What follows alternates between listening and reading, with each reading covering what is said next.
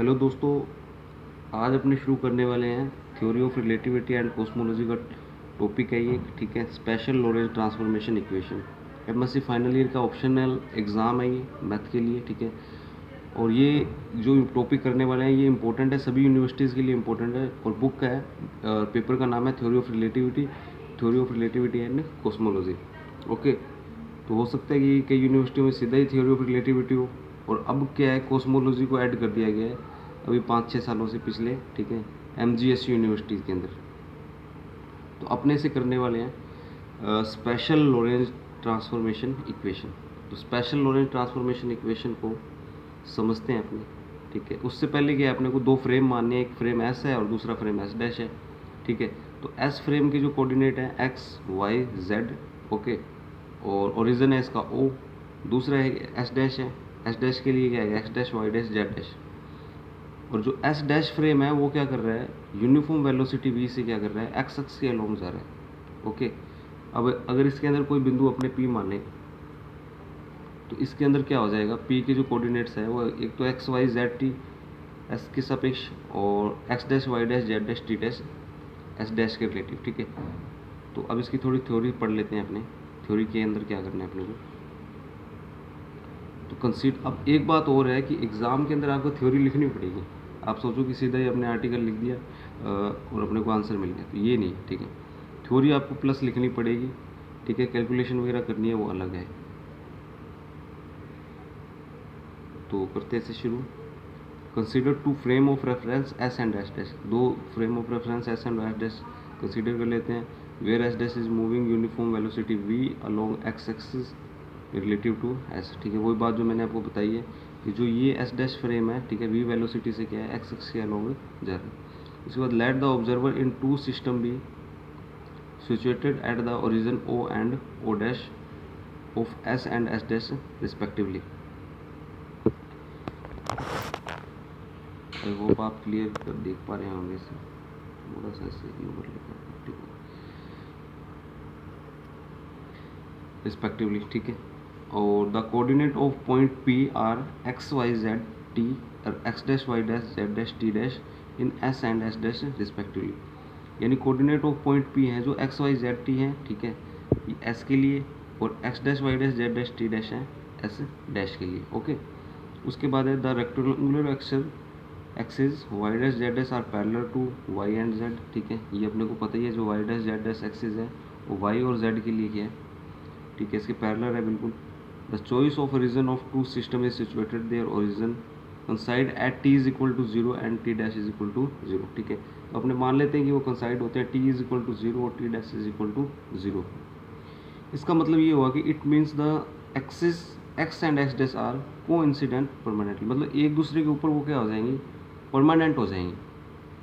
For और convenience let the transformation is linear, तो यहाँ से अपना जो शुरू होता है, ठीक है ना, स्पेशल लोरेंट ट्रांसफॉर्मेशन। तो अपने ने क्या कर लिया, अपनी सुविधा के अनुसार क्या कर लिया, इस ट्रांसफॉर्मेशन को क्या मान लिया, लीनियर। और लीनियर ट्रांसफॉर्मेशन के अंदर अपने को क्या मानना है, let the consider a linear transformation X dash Y dash Z dash और टी डैश, ठीक है। तो एक्स डैश को किस फॉर्म में मान लेना है अपने को, ये आपको थोड़ा सा क्या है स्टेप याद रखना पड़ेगा, 2-3 स्टेप इसमें याद रखने हैं, बाकी सारी कैलकुलेशन है इजीली हो जाएगा, समझ आ जाएगा। एक्स डैश को मानना है अपने को alpha 11 X, alpha 12 Y, alpha 13 Z और अल्फा 14 टी। आप अल्फा की जगह कुछ और भी मान सकते हैं, ठीक है। और वाई डैश है अल्फा 21 एक्स, अल्फा 22 वाई, ठीक है, 23 जेड और 24 टी। और जेड डैश है alpha 31 X, 32 Y, 33 Z, 34 T. और टी डैश है अल्फा 41 एक्स, 42 वाई, 43 जेड और 44 टी, ओके। तो ये इक्वेशन नंबर अपना क्या हो जाएगा, फर्स्ट।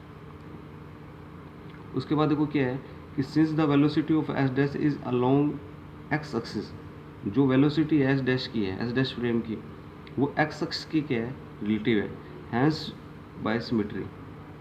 अगर वो एक्स एक्स के लिए है तो क्या होगा, वाई और Y dash is equal to होगा, और जेड इज इक्वल टू में क्या होगा, जेड डैश। इसका मतलब क्या है, it means Y dash is equal to में वाई और Z dash is equal to में Z. Z is equal to Z dash, Z dash is equal to Z, Y is equal to Y dash और Y dash is equal to में Y.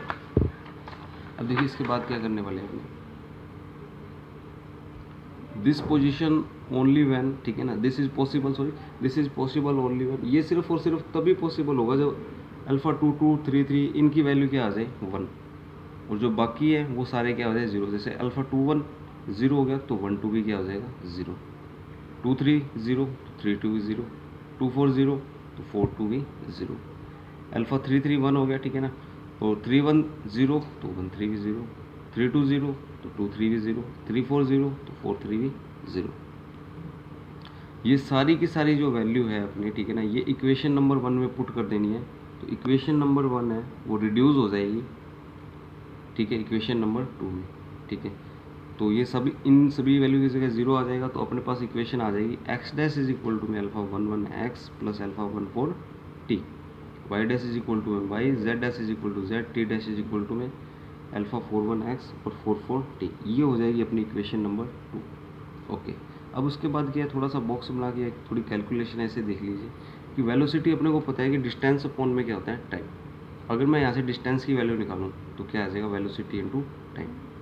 अब देखो distance अपना क्या है, distance ये हो गया ओ ओ डैश, ठीक है। तो यहाँ पर अपनों ने क्या रख दिया O O dash is equal to में क्या आ गया वी टी।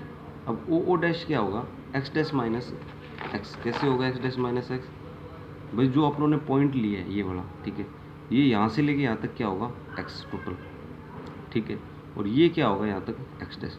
तो अपने इस पूरे के अंदर से एक्स डैश में से ये वाला जो पार्ट अगर अपने माइनस करें तो अपने पास ये जो वैल्यू है यहाँ से यहाँ तक की ओ ओ डैश, ये वैल्यू अपने को क्या हो जाएगी, ये वैल्यू प्राप्त हो जाएगी। ओके, तो इसलिए ओ ओ डैश की जगह अपनों ने क्या लिख दिया x minus x dash is equal to में क्या चल रहा है वी टी चल ही रहा है, और एक्स को अगर इधर भेज दें अपने तो ये आएगा X dash plus V T, ठीक है।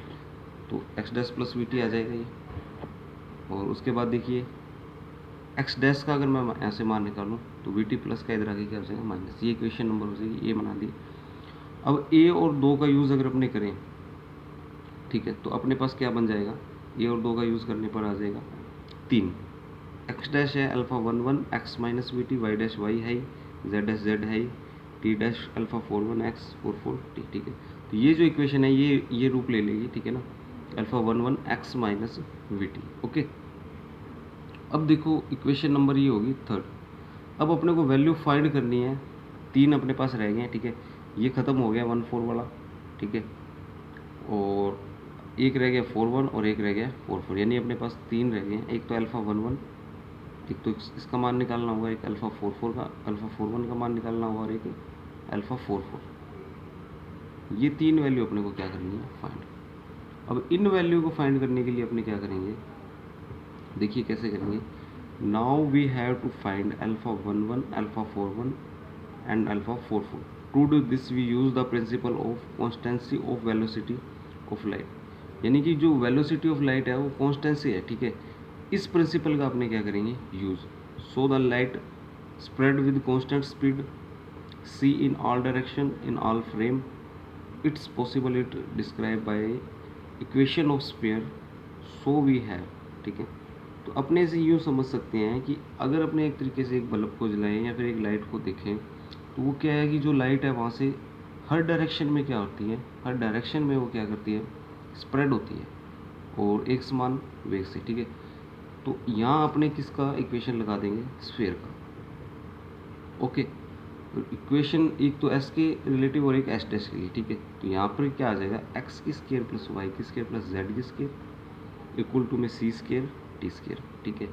और दूसरा आ जाएगा एक्स डैश की स्केयर प्लस वाई डैश की स्केयर प्लस जेड डैश की स्केयर इज इक्वल टू में सी स्केयर टी डैश की स्केयर, ठीक है। ये हो जाएगी इक्वेशन 4, ये हो जाएगी इक्वेशन 5। अब कुछ नहीं करना, कोई खास नहीं है। जो वैल्यू 3 है, ठीक है, समीकरण 3 से वैल्यू उठा के कहाँ रखनी है समीकरण 5 में। इसका मान रखना है एक्स डैश का, वाई डैश का, जेड डैश का और टी डैश का। ओके, 5 में जैसे ही मान रखेंगे अपने, तो एक्स डैश का मान अपने पास कितना है alpha 1 1 x minus we t, तो यहाँ रख दिया। Y dash is equal to में वाई है, ठीक है। Z dash is equal to में जेड इक्वल टू में सी स्केयर टी डैश। अब टी डैश का वैल्यू कितना है अल्फ़ा 4 1 एक्स प्लस 4 4 टी।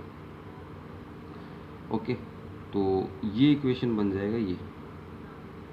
अब यहाँ क्या करना है एक्स माइनस वाई की होल स्केयर का फॉर्मूला लगाना है, एक्स की स्केयर प्लस वाई की स्केयर, वी की स्केयर टी की स्केयर हो जाएगा माइनस 2xy, वाई क्या हो जाएगा V T, Y square T square आई गया, सी स्केयर आई गया।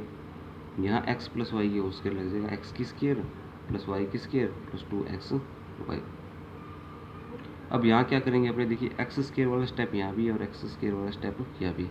तो एक्स स्केयर को क्या करेंगे, इसमें से कॉमन ले लेंगे। जैसे ही एक्स स्केयर को कॉमन लेंगे तो यहाँ पर बनेगा अल्फ़ा 1 1 की स्केयर, और यहाँ बच गया अपने पास सी स्केयर एक्स स्केयर, ठीक है। और साथ में क्या चल रहा है, अल्फ़ा 4 1 की स्केयर। तो ये इधर आके माइनस का हो जाएगा, तो ये चीज़ बन जाएगी। दूसरा स्टेप कॉमन लेंगे -2xt, ठीक है। तो 2xt, तो इसके साथ एक तो चल रहा है अल्फ़ा 1 1 की स्केयर और अंदर चल रहा है v, ठीक है। 2xt कॉमन ले ही लिया माइनस का, तो ये आ गया अल्फ़ा 1 1 की स्केयर v। दूसरा देखो 2xt, तो अंदर क्या रह गया, अल्फ़ा 4 1 अल्फ़ा 4 4 और c स्केयर, ये आ गया। उसके बाद है वाई स्केयर प्लस जेड की स्केयर, ठीक है। और फिर यहाँ पर क्या आ जाएगा, टी स्केयर आ जाएगा, ठीक है। टी स्केयर ये आई है, और ये क्या आ गया अपने पास, एक टी स्केयर वाला स्टेप ये रहा। तो इसका अंदर मल्टीप्लाई करेंगे तो क्या आएगा, अल्फ़ा 1 1 की स्केयर और वी की स्केयर। तो ये रहा अल्फ़ा 1 1 की स्केयर, वी की स्केयर। और ये जो है प्लस का है, लेफ्ट में आगे क्या हो जाएगा, माइनस का, सी स्केयर और अल्फ़ा 4 4 की स्केयर। इसको नाम दे देंगे इक्वेशन नंबर 6। अब क्या करना है अपने को, इक्वेशन नंबर 4, ठीक है, और इक्वेशन नंबर 6, इसका क्या करना है, कंपैरिजन।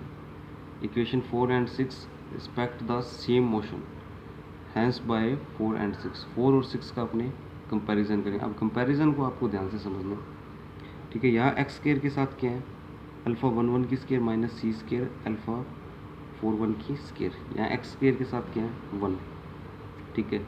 तो जो सेम है कंपैरिजन में सेम स्टेप खत्म हो जाएगा और जो बचेगा वो इक्वल में आ जाएगा। तो यहाँ तो आ जाएगा ये लेफ्ट में, और राइट में यहाँ पर 1 है, तो यहाँ पर इसके मल्टीप्लाई में 1, ठीक है, इक्वल टू में 1, क्योंकि इसके मल्टीप्लाई में 1। दूसरा 2xt, 2xt वाला कोई स्टेप नहीं है, ठीक है। तो यहाँ xt वाला कोई स्टेप नहीं है, यहाँ आपने ये लिख देंगे कि 0 × 2xt, ओके। तो इसका इससे कंपैरिजन करेंगे तो ये तो सेम हो गया, तो इक्वल में क्या आ जाएगा, 0, ओके, इक्वल में आ जाएगा 0। तो ये हो गया इक्वेशन नंबर 7 बी। और उसके बाद क्या है अपना थर्ड स्टेप है, जो अपना थर्ड स्टेप है वो क्या है, टी स्केयर वाला। तो टी स्केयर वाले की स्टेप की अगर अपने बात करें तो यहाँ टी स्केयर में क्या पड़ा अपने पास, अल्फ़ा 1 1 की square v square minus c square alpha 4 4 की स्केयर। और यहाँ क्या पड़ा है अपने पास, सी स्केयर टी स्केयर, ठीक है। तो ये लेफ्ट में है अपने पास, ये राइट में, और ये क्या है लेफ्ट में। तो इक्वल टू में क्या आ जाएगा, माइनस सी स्केयर, ठीक है ना, क्योंकि ये वाला स्टेप है जो अपने पास है लेफ्ट में, क्योंकि इक्वल टू में 0 है, और इसमें क्या है, ये राइट में पड़ा है, ठीक है। तो ये लेफ्ट में आ जाएगा, तो इक्वल टू में क्या आ जाएगा, माइनस सी स्केयर। ये आ गया 7a 7b 7c। तीनों को जब अपने सॉल्व करेंगे तो अपने पास वैल्यू आ जाएगी अल्फ़ा 1 1 की, 4 4 की और 4 1 की। क्या वैल्यू आएगी, 1 1 और 4 4 की वैल्यू सेम आएगी, 1/√1 minus we square upon C square, okay, ठीक है। और 4 1 क्या आएगा, v अपॉन में सी square √1 minus we square C square. अब जो ये जो वैल्यू है इसको मान लेंगे अपनी बीटा, कि बीटा इज इक्वल टू में क्या हो जाएगा, 1 माइनस वी स्केयर अपॉन में सी स्केयर। अगर ये बीटा हो जाएगा तो अल्फ़ा 1 1 क्या आ जाएगा, अल्फ़ा 1 1 आ जाएगा अपने पास बीटा, क्योंकि इस पूरे की जगह क्या रख दिया बीटा, और 4 4 भी क्या आ जाएगा बीटा, ठीक है। अब 4 1 की बात अगर अपने करें तो 4 1 क्या आएगा, v अपॉन सी स्केयर, ठीक है। और जो ये वैल्यू है 1 अपॉन वाली, ठीक है, ये सारी क्या हो जाएगी बीटा, तो ये आ जाएगा v बीटा अपॉन में सी स्केयर, ठीक है। ये वैल्यू अपने पास आ जाएगी, ठीक है। तो इक्वेशन अपना है ये रूप ले लेगा, ठीक है। 1 1 और 4 4 तो हो जाएगा बीटा, और जो 4 1 है और ये हो जाएगा अपने पास माइनस वी बीटा अपॉन सी स्केयर। तो आपको इक्वेशन जो याद होगी इक्वेशन नंबर 3, ठीक है। इक्वेशन नंबर 3 क्या था, ये रहा, ठीक है। अब इसी इक्वेशन में अपने को क्या करना है, अल्फ़ा 1 1 की, 4 4 की और 4 1 4 1 4 4 और 1 1, इन तीनों की वैल्यू अपने को इसमें क्या कर देनी है, पुट कर देनी है। और पुट कर देंगे जैसे ही तो इक्वेशन नंबर अपनी ये बन जाएगी, X dash is equal to में beta X minus we T, Y dash is equal to में Y, Z dash is equal to में जेड, और T dash is equal to में beta T minus V X upon सी square, ठीक है। ये equation number 8। अब जो equation number 8 है यही क्या कहलाएगी, लॉरेंज ट्रांसफॉर्मेशन इक्वेशन, ओके। तो इस इक्वेशन को थोड़ा अपने रिवाइज कर लेते हैं दोस्तों, ठीक है। इस शुरू में अपनों ने क्या किया, 2 फ्रेम माने हैं, ठीक है, और एक फ्रेम दूसरे फ्रेम के सापेक्ष जा रहा है। इसके बाद अपनों ने सुविधा के लिए क्या कर लिया, लीनियर ट्रांसफॉर्मेशन मान लिया, ऐसे इक्वेशन नंबर 1 दिया, ठीक है। उसके बाद क्या किया, अपनों ने बता दिया कि ये पॉसिबल तभी है जब 2 2 और 3 3 1 हो और बाकी सभी क्या आ जाएंगे 0, ये वैल्यू, ठीक है। Velocity is equal to distance upon time, distance, और यहाँ से वैल्यू निकाली एक्स डैश की, इसको नाम दिया ए, ठीक है, इसको नाम दे दिया ए। तो ये इक्वेशन 2, ए और 2 से इक्वेशन नंबर बन जाएगा 3। फिर अपनों ने यहाँ पर स्पेयर वाला सिद्धांत लगाया कि जो लाइट है, अगर अपने लाइट को देखें तो सारी दिशाओं में क्या है, सेम तरह से पड़ती है। जैसे आप बल्ब को जला दो तो बल्ब जलाएंगे तो सभी दिशाओं में क्या करेगा, वो जो प्रकाश है फैलेगा, स्प्रेड होगा, ठीक है। तो इसके लिए स्पेयर का इक्वेशन अपने ले लेंगे, इक्वेशन नंबर 4 और 5 हो जाएगा, ठीक है। अब क्या करेंगे, अपने 3 से वैल्यू 5 के अंदर रखेंगे और जो वैल्यू आएगी उसका 4 के साथ क्या कर देंगे, कंपैरिजन, ठीक है। और कंपैरिजन करने के बाद इक्वेशन नंबर 7 है, 7b 7c, ठीक है। इससे अल्फ़ा 1 1 4 1 और 4 4 इन तीनों की वैल्यू आ जाएगी। इसे मान लेंगे बीटा, और जैसे ही अपने बीटा ये, ठीक है, इसकी जगह पुट करेंगे तो अल्फ़ा 4 4 और 1 अल्फ़ा 1 1 तो आ जाएगा, बीटा 4 1 की वैल्यू ये आ जाएगी, ठीक है। और इन तीनों के मान को इक्वेशन नंबर 3 में फिट कर देंगे और इक्वेशन नंबर 8 बन जाएगी। और ये इक्वेशन क्या है अपनी special Lorentz transformation equation. I hope दोस्तों ये लॉरेंज ट्रांसफॉर्मेशन इक्वेशन है जो theory of relativity and cosmology के लिए, ये आपको टॉपिक क्लियर हो गया होगा, ठीक है। अपने सारे topic theory of relativity and cosmology cover करने वाले हैं, तो आप पेशेंस बनाए रखें, ठीक है। और वीडियो को क्या करना है, आपको शेयर करना है, लाइक करना है, कमेंट करना है, ठीक है। और चैनल को जरूर सब्सक्राइब करना है। अगर आप चैनल पे फर्स्ट बार आए हैं तो चैनल को सब्सक्राइब कीजिए, ठीक है। ओके।